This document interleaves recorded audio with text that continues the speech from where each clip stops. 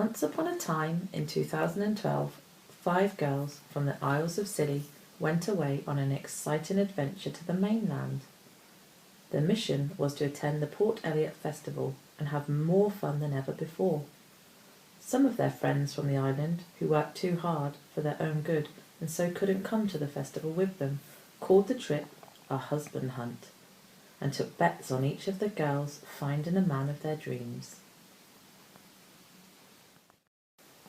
Giggling all the way from St. Mary's to St. Germans, the girls arrived excited and expectant, pitching their tents under the trees in the magical grounds of the Port Eliot estate. Meanwhile, a dreadlocked circus teacher with the biggest smile in the universe was hard at work setting up his props in the hullabaloo field and quietly wondering if this would be the lucky weekend that he would meet a lovely lady. The girls' first night was unsuccessful on the husband hunt front, but at last they succeeded in their primary objective, to have an amazing amount of fun. On the second night, whilst dancing around to Mad Dog McCree, one of the girls, Erica, noticed a friendly-looking man. It was difficult not to notice him, as his arms, legs and dreadlocked hair took up most of the dance area as he jumped around. Just a skinny little son of a gun. I craved adventure, so I jumped into a car to follow a star. I didn't get far, it was just a car. Later that evening, in another marquee down by the river, she noticed him again and made the mistake of mentioning she had an eye for him to one of the other girls. Before she knew it, she was propelled in his direction and abandoned. There was an awkward silence. "Hello," she said. "Hello," the boy replied. Another awkward silence. The chat-up lines they had practiced earlier seemed inappropriate now. He confessed to having seen her leave the tent earlier when a security guard gestured her to leave. As it turned out, he hadn't wanted to question her. He just wanted to get past. She returned to the tent looking sheepish. They laughed at her dizziness and went outside so that they were not disturbed by the shrieks, pointing and talking with hand over their mouths of a certain group of girls. She had discovered his name was Wez, and most of the things about his life, because despite the stilted beginning, it seemed that Wez could talk for Inger Cornwall. They had placed hay in Erica's hair to add drama to the meeting, but when they came back in the room 10 minutes later, the girls had vanished. This meant Erica was stuck with Wez, but it was okay because she felt she knew him quite well anyway by now. Unusually, their first date was spent sitting in a hedge, and they chatted long into the early hours. The next morning, after an early swim, Erica was wandering back to her tent when she spotted Wez striding down the hill with Tim. She knew it was definitely him because he was wearing a yellow t-shirt with his name on. She confirmed to meet him with her silly friends later in the circus area. In the afternoon, the girls dutifully came along to the circus area. Not that they needed much persuading. In fact, Dr. Vic may have jogged, and Bronny might have even skipped their screeching. They scared off potential young customers and had a go at the hula hoop, plate spinning and Diablo. It was great fun, but crucially, Wez and Erica secured a meeting time and a place for the evening.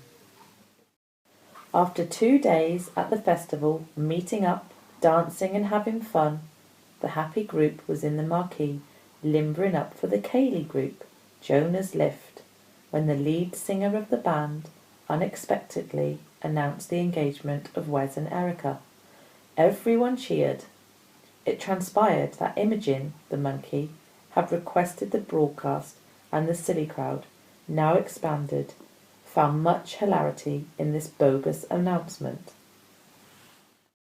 Later still, perhaps a little merry from his 2 beers, or perhaps riding high on his hysteria of a few Salonian girls, Wez decided it would be a great idea to get down on one knee and propose to Erica.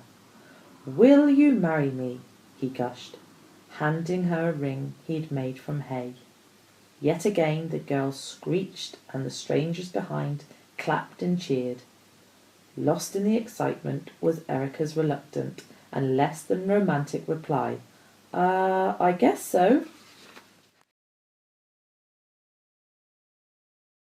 The next day, packed into Claire's car with every available space crammed with roll mats, rugs and hungover bodies, the girls waved Wez off from outside.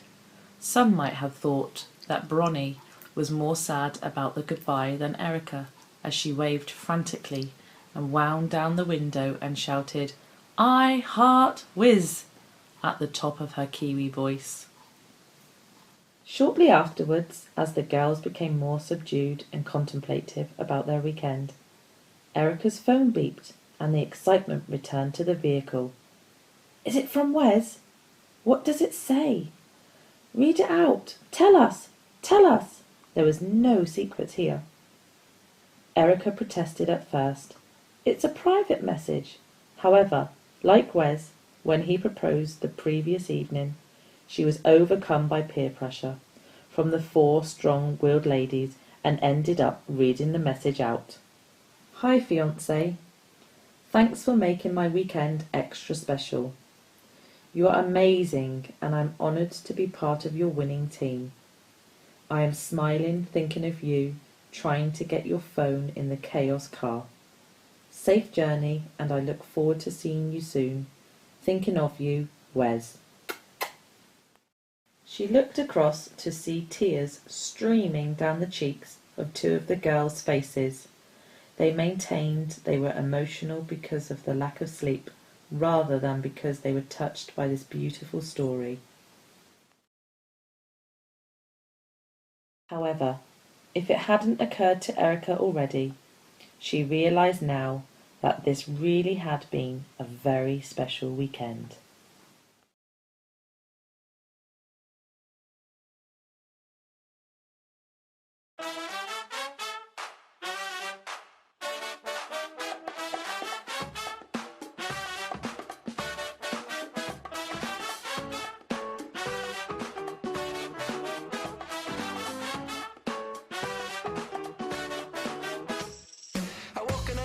Some evil in my eye and some thoughts in my head that were making me feel high. On my head was a hoodie, in my ears was some bass. I was walking by my dog when I saw that sexy face come towards me. And with a little cheeky smile, if she was a phone, I pick her up and dial the fire brigade. Or 000, she stole me my tracks and said, "Oh, hello, hello.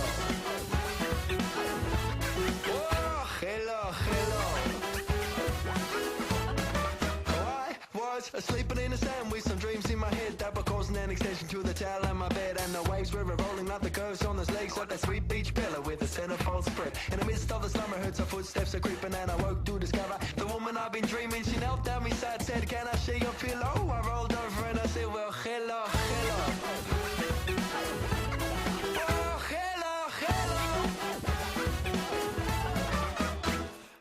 Some like money making, some like cars, and some like the houses with the rooftop spires, and some like the gossip about some rich sugar daddies. But me and my friends were like the golden brown honeys, and some like watching people